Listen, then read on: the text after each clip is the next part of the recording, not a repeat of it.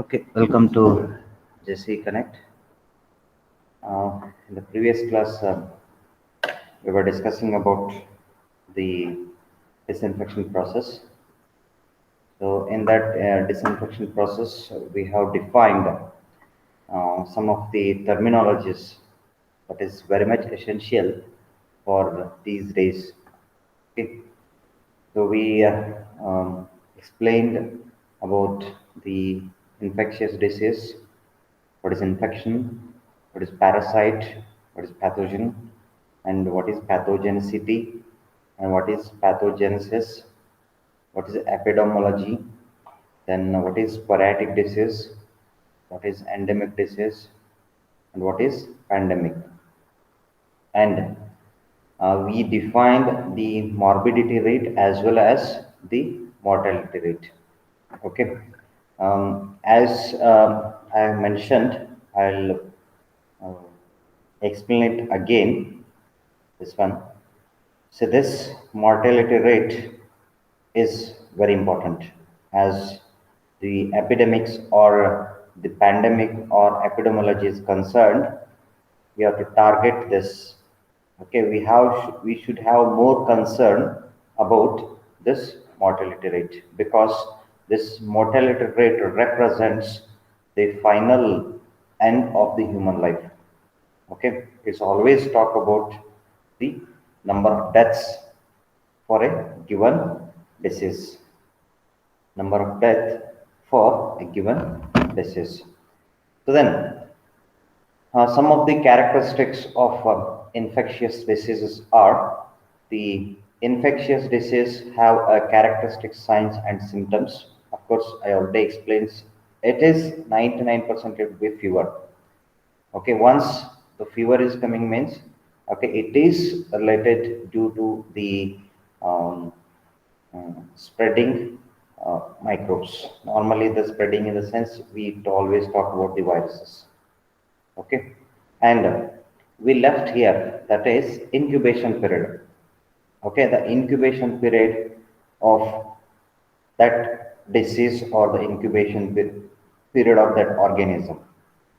Okay, so incubation period is the time required after infection to appearance of signs or the symptoms. Okay, so for example, you take the virus, assume that it is COVID-19.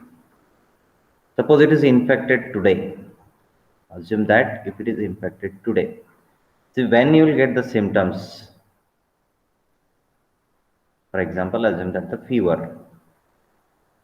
Okay, if it is giving for 7 days, then incubation period will be 7 days. Okay, it is the appearance of the signs or the symptoms that the person is affected with the viruses.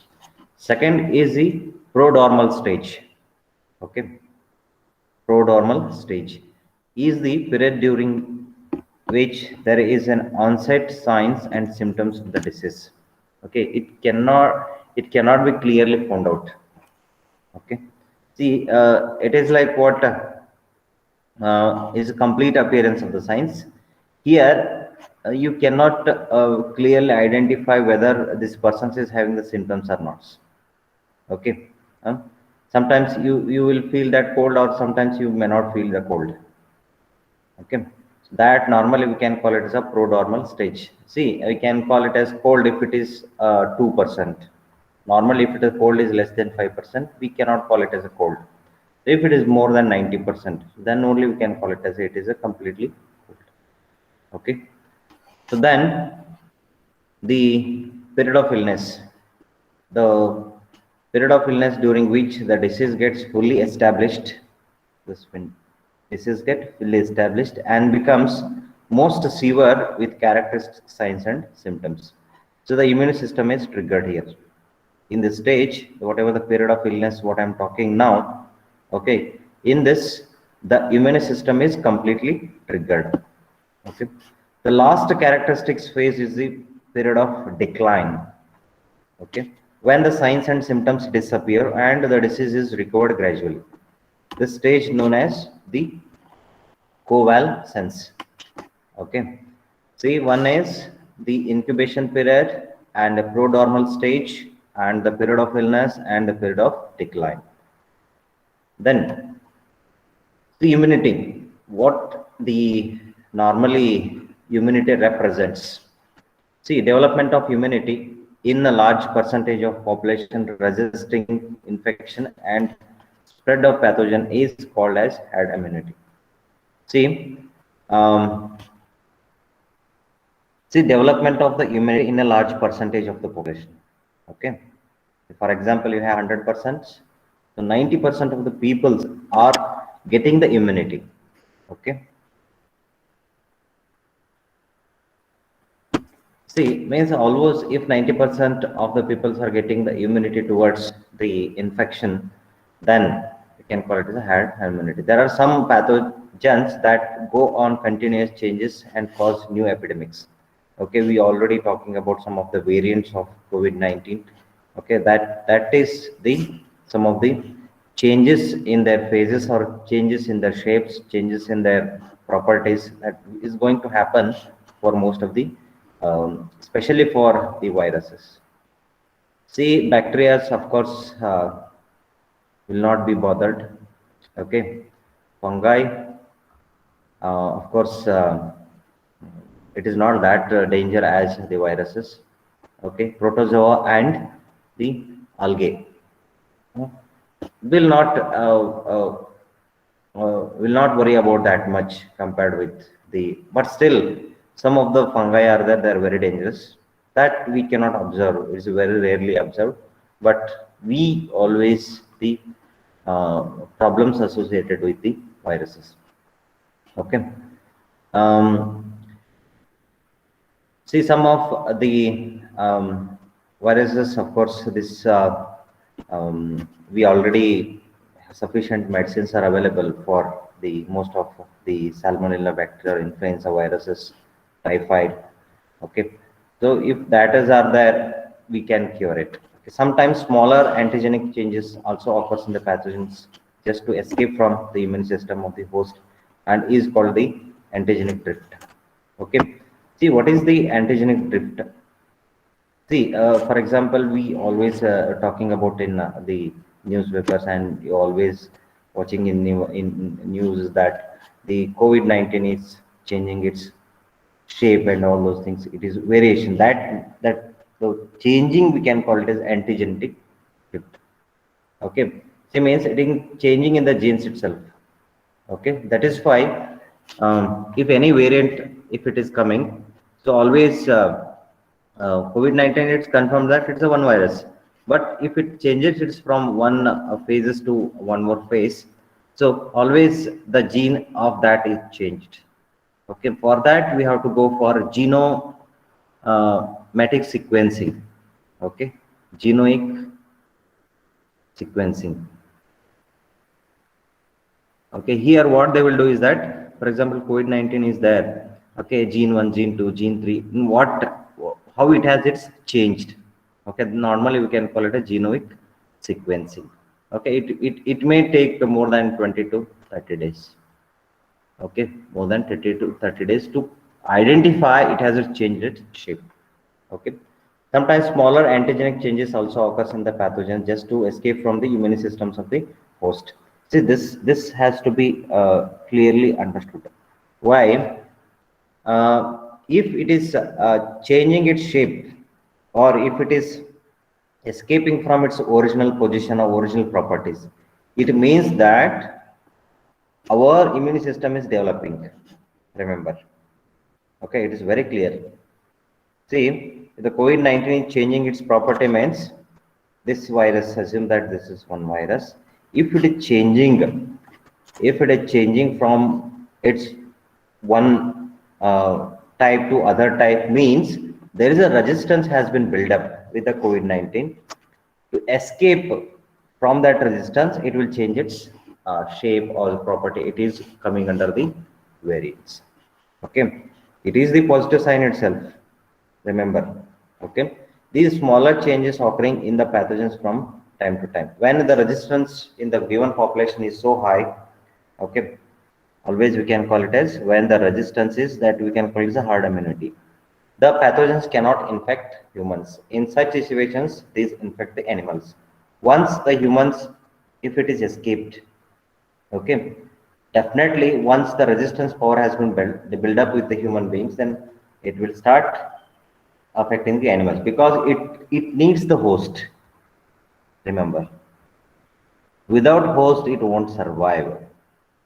Okay, if they vaccinated, if the humans are vaccinated, suppose that if the animals are not vaccinated, okay, so then it will shift because it requires host. I already said that host is an very important for the survival of any of the microbes. Okay. So disease cycle. So the infectious disease cycle is the chain of events. So that includes the epidemiological story of the infectious agents. The knowledge of disease cycle helps to control the diseases. Of course, how exactly it is moving, how exactly it is transferring to one to other. So that knowledge is very much important.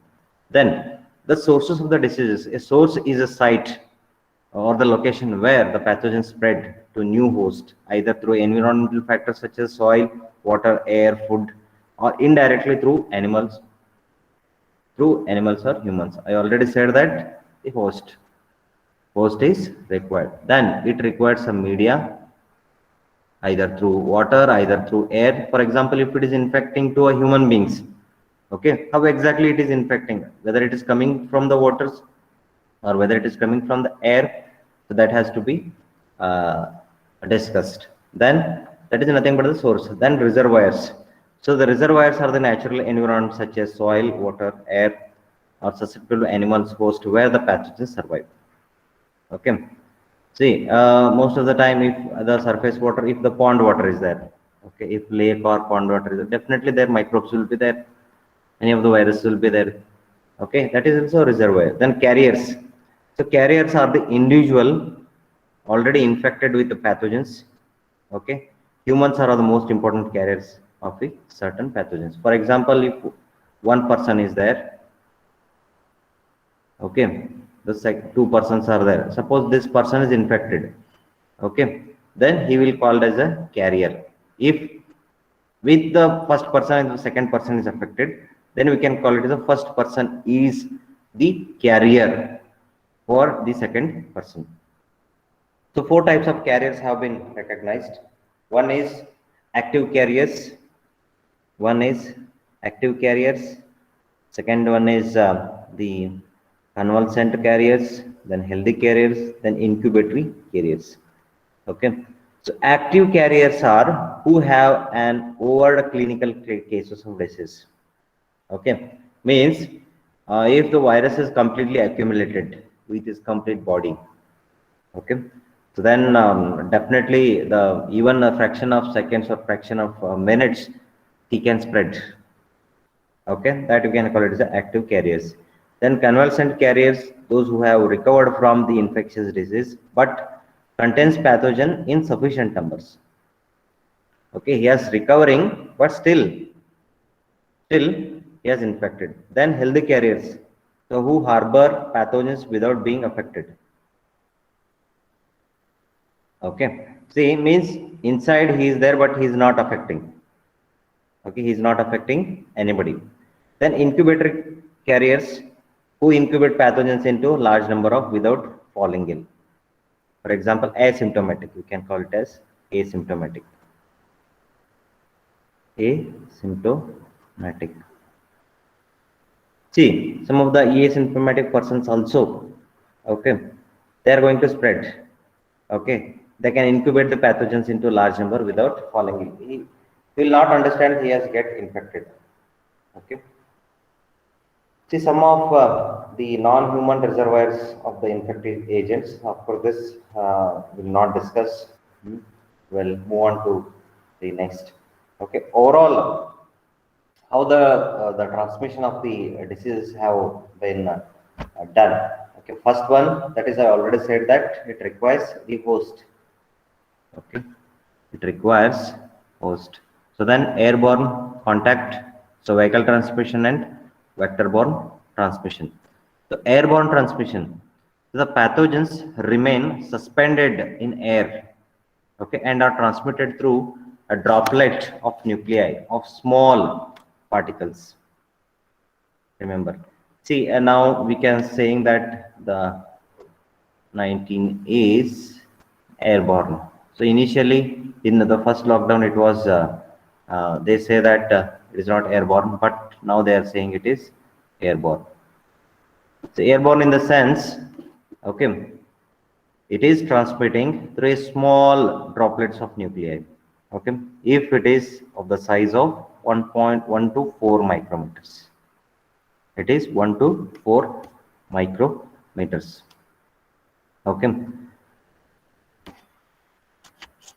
so normally, if you keep that small droplets, if you left, okay, it will go with evaporation. Okay, if it is evaporated, it will create say higher micrometers. See, droplets of nuclei remain in air for hours or days and carried to an individuals because of the pathogens cannot grow in air. Okay. It will be there in air for hours, days, and carried to individuals because of the pathogens cannot grow in air because it requires host to multiply. The examples of some airborne diseases are chickenpox, flu, okay, mumps, viral phenomena, then diphtheria, pneumonia, tuberculosis, okay, then meningitis. Okay, we are very familiar with this. Then contact transmission. Some of the pathogens are spread when contact of the host is done with the reservoir of pathogens. I already discussed what is that reservoir. Okay, reservoir means, for example, the pond. In the pond, if you drink the water, so that is a contact transmission. Okay, because you have taken the water from the reservoir of the pathogens. The contact refers person to person, contact through a touching or any of the other activities. Okay, so then vehicle transmission. So vehicle refers to a inanimate material such as utensils, towels, beddings, and surgical materials, needles.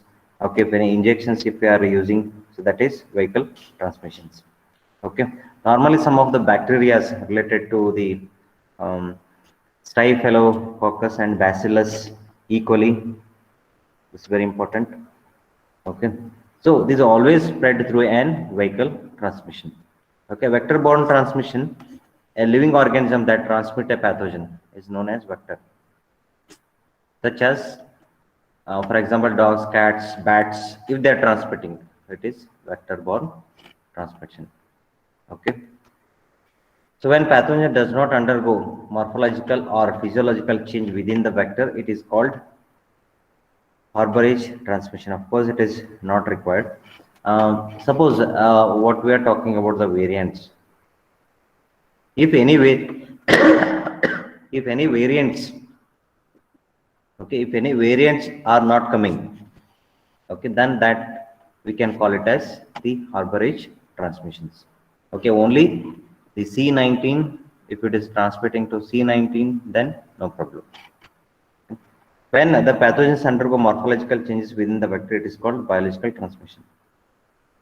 Okay, if it is changing its morphology, so normally the way I already said that the COVID-19 changing to some other variants, that you can call it as the biological transmission. Means the morphology has changed. Morphology in the sense when you are talking about the morphology, it is the size, the shape, okay, even the characteristics, some of the other characters are going to change. So that we can call it as biological transmission. Okay. First one, how exactly you are going to control the infectious disease? First, that is the breaking the links of the disease cycle. Okay. So the first thing what you have to break the chain. Okay. You have to break the chain.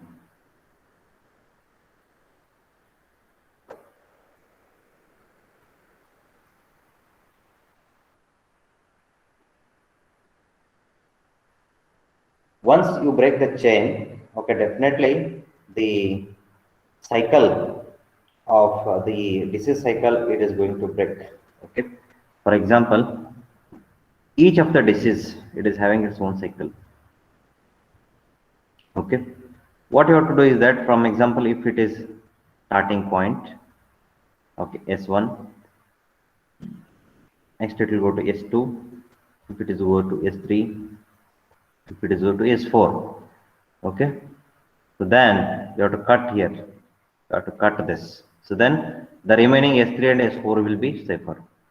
This will be till here, it will be safer. Okay, then as early as possible, for example, it is starting from here, if you break here itself, the whatever the cycle, it is not going to complete. Okay, it is not going to complete. So as early as possible, you have to break the chain. Okay, if the links between the two stages of the disease cycle are broken, further spread of the pathogen does not occur. So this includes the general sanitation methods such as the pasteurization of milk, so use of the um, destruction of vectors by spraying the insecticides. Okay, the chlorination of water supply, infections of food and individuals handling, and you can say it is the um, spreading means either in the host you can spread, or in the reservoirs. So reservoirs, I already said, for example, in water, if the viruses or if it is there, so you sanitize the reservoir. In the host, if it is there, for example, human is the host, human being is the host. So then what you have to do is that first um, vaccinate the host, or you have to sanitize the host. Okay, so if the human beings are there, you have to vaccinate it, and you have to chain that, you have to cut that chain, like that it is. Okay, then elimination of the source of infection. So from where the source is generating, you can go for or remove that source of infection. Then some of the methods like adopting quarantine, you already know. Then destruction of animal reservoir, okay, treatment of sewage, then use of the chemicals by individuals to eliminate the pathogens. So chemicals, normally the disinfectant, what we are talking about, that is the chlorination. That is the chlorination. Okay, then immunization of individuals, so building the immunity. Okay, what we always talk about, the herd immunity. Herd immunity, okay, this has to be increased. Herd immunity has to be increased. Okay, that always you have to target. So then uh, whatever we have discussed till now, it is very much important as for the present situation. So go through each and every stages.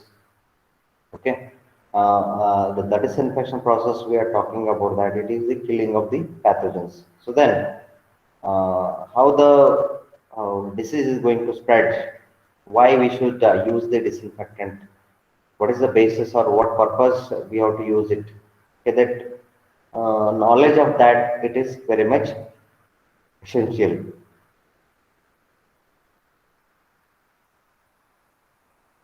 So of course the disinfection process, it is designed to kill the harmful microorganisms.